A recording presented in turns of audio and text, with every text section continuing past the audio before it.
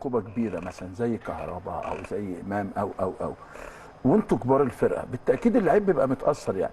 دوركم بيبقى عامل ازاي؟ ومين اكتر لعيب انت حاولت تسنده وتقف جنبه لما حصل له ازمه زي دي؟ بس هي مشاكل الحمد لله ما حصلش مشاكل كتير يعني. نعم. بس ممكن اكتر موضوع هو موضوع كهربا، كلنا حسينا بكهربا خصوصا في موضوع العقوبه اللي كانت مع نادي الزمالك والحاجات دي. كنا اكتر ناس وحاولنا ان احنا نقف معاه نفسيا وكل حاجه فعلا.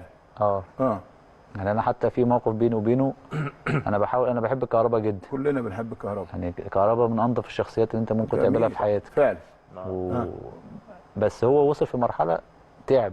تعب فاللعيبه كلها كانت بتحاول ان هي تخليه ينسى الموضوع ده شويه. كنت بتقول لي في موقف؟ لا موقف بيني مش وبينه. عايز لا انا بحسبك كنت هتحكي. لا حاجه بيني انا وهو. هو عارف لو كان بيسمعني. فانا عايز ابارك له على ماتش امبارح على الجون اللي هو جابه. فكهربا من الشخصيات النظيفه بس متسرع شويه. حلو، التعبير ده حلو جدا من علي معلول.